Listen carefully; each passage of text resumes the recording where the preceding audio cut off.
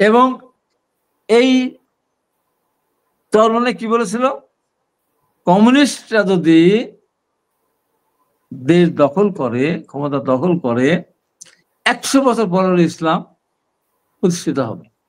জামাত যদি ক্ষমতা আসে, এই দেশে আর কোনোদিন ইসলাম থাকবে না, কোন কওমি মাদ্রাসা থাকবে না, বলছে না? এখন আবার এক শুধু ক্ষমতায় যাওয়ার জন্য। আমাদের নেতা তারেক রহমানের ব্যাপারে বললো যে তারেক রহমান তো ভালো মানুষ হলে তার মেরে মাথার হাড় ভেঙে দিলে কেন? তা আমি বললাম, তাহলে আপনি যদি ভালো মানুষ, তাহলে আপনি এত খারাপ মানুষ, আপনি যে মেরে হাত পাকা ভেঙে দিয়ে আপনার মুখমন্ডল দিয়ে রক্তাক্ত করলো, তাহলে আপনি খারাপ মানুষ ছিলেন? এই যে নিজেদের কথায় তো নিজে ধরা খেয়ে যায়। এই জন্য এখন তারা যে জায়গায় গেছে, এই যে এতদিন আলোচনা হলো, পিয়ারের কথা ছিল আলোচনা, হঠাৎ করে তারা পিয়ার নিয়ে আসলো।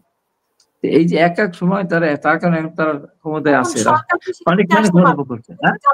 এটা তো সরকারের দোষ। সরকার যে একটা সিদ্ধান্তে এতদিন ধরে মিটিং করলো, বৈঠক করলো ঐক্যমত কমিশনের, তো একটা সিদ্ধান্তহীনতায় রেখে ঐক্যমত কমিশন শেষ হলো। তো এখন তো সব দলের মধ্যে যে সমস্যাটা, যে সংকট রাজনীতিতে, সেই সংকট তো আসলে সরকারই বাঁধিয়েছে। তো সরকারই তো থামাবে।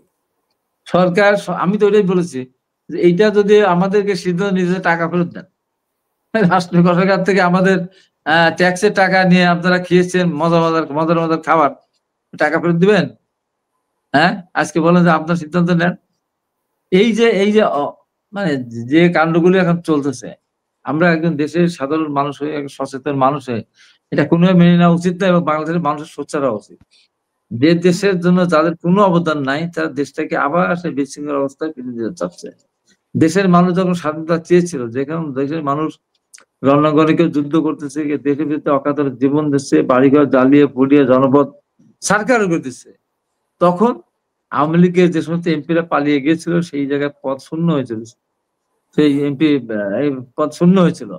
তখন সেকেন্ড পজিশনে যারা ছিল, জামাত থাক, মুসলিম থাক, সেখানে তারা কিন্তু সেখানে এমপি হিসাবে শপথ নিয়েছে, মন্ত্রিসভার শপথ নিয়েছে।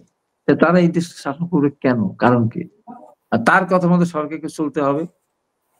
সরকার এখন মনে করছে যে এদের কথা মতো চললে চাচ্ছেন, বাট আপনারা একই দিনে চাচ্ছেন, তারা আগে চাচ্ছে। তো তারা, ওনারা আগে, আমরা তো বিএনপি, তো অনেক আমরা ধৈর্যশীল, সহ্যশীল, আমরা স্যাক্রিফাইস করতেই চাচ্ছে।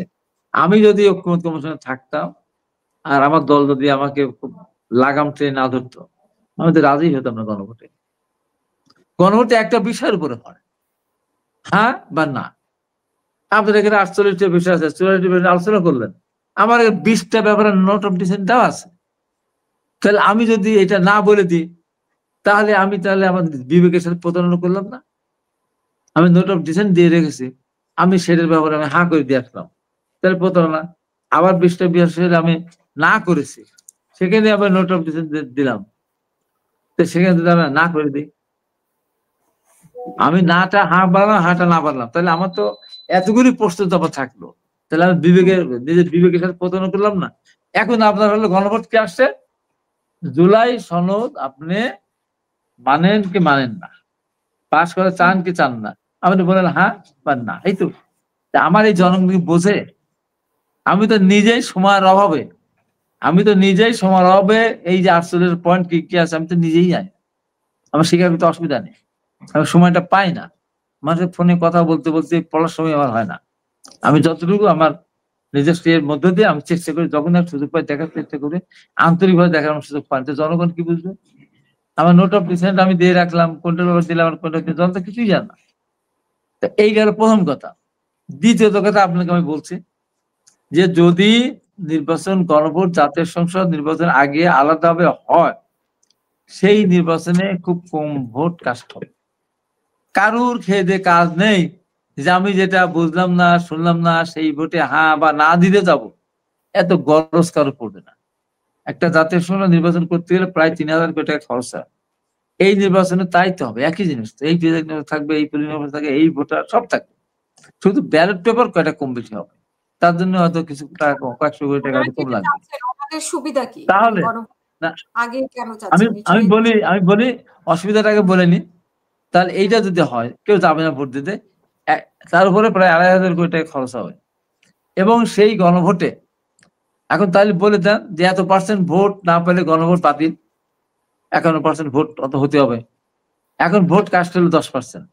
তাহলে এই যে গণভোটের ইজ্জত থাকবে, শহীদদের আত্মা শান্তি পাবে যে এইটার উপরে গণভোট দিল, 10% লোক ভোট দিতে আসলো না। তারপরে আপনার না ভোট যদি বেশি পড়ে যায়, তাহলে হ্যাঁ ভোটাররা গেল না, দুষ্টু না ভোটাররা যায়, তার না ভোট যদি বেশি, তখন কি করবেন আপনি? তখন এই জুলাই সনদের কি হবে বলেন? আমি নিশ্চিত করে কিন্তু বলছি, এমনি ভোটার পার্সেন্টেজ উপস্থিতি খুব কম হবে। তারপরে যদি আবার এই ঘটনা ঘটে, এই না ভোট দিতে আওয়ামী লীগ যাবে, 30% ভোট তার ছিল, এখন না কমে যেতে পারে। আদার্স ভোট আছে, বিএনপি ভোট আছে, আরো 22 দলের ভোট আছে। জামাতে চায় 5-7% ভোট এখন না বাড়তে পারে, বাড়ায় না ভোট হ্যাঁ ভোট দেওয়ার জন্য কিন্তু ভোট কেন্দ্রে যাবে না। আর যারা আছে তার কয়টা ভোট আছে? তো 10% ভোট হয়তো কাস্ট হবে, 12% ভোট কাস্ট হবে, ম্যাক্সিমাম 15%। তাহলে সেই ভোট যদি আপনি সিল মেরে আওয়ামী লীগ যেটা করলো, ভোট হয় সারাদিন শেষে গুনিয়ে হয়তো হয় 7%, 10%, সিল পিটায় পিটায় পিটায় পিটায় সেটা একটা ঘোষণা দিতে 40%, 42%। তো আপনি যদি ওই কাজ করেন, তাহলে জুলাই বিপ্লবে যারা শহীদ হয়েছে তাদের জীবনকে, তাদের আত্মা শান্তি পাবে যে এটা সনদ পাশ করার জন্য আমার এখানে মানুষ ভোট দিল না, আমাকে এখানে ভোট সিল পিটাতে হলো। এটা কি ভালো হবে? এই ধরনের রিস্ক কেন দেবো? জামাত তো দেশের মানুষের জন্য না। জামাত যদি এত শক্তিশালী হবে, তাহলে ও ডাকসু দিতেছে, কারচুপি করে ছেলে থেকে এই ছাত্রলীগের সাথে মিলেমিশে বাক্সু দিতেছে, ডাকসু দিতেছে, চাকরি দিচ্ছে, তাহলে এখন করুক। এখানে আওয়ামী লীগের সাথে মিলে তো গেছে। আওয়ামী লীগের সাথে মিলে গেল, প্রথম দিন কি বললো? আমরা সব মাফ করেছিলাম। আমি টক শুনতে বলে, এই আমি মাফ করে কি আপনি কে বাংলাদেশে আপনি মাফ করে দিলেন? হ্যাঁ, কে আপনি মাফ করে আপনার অধিকার দিল?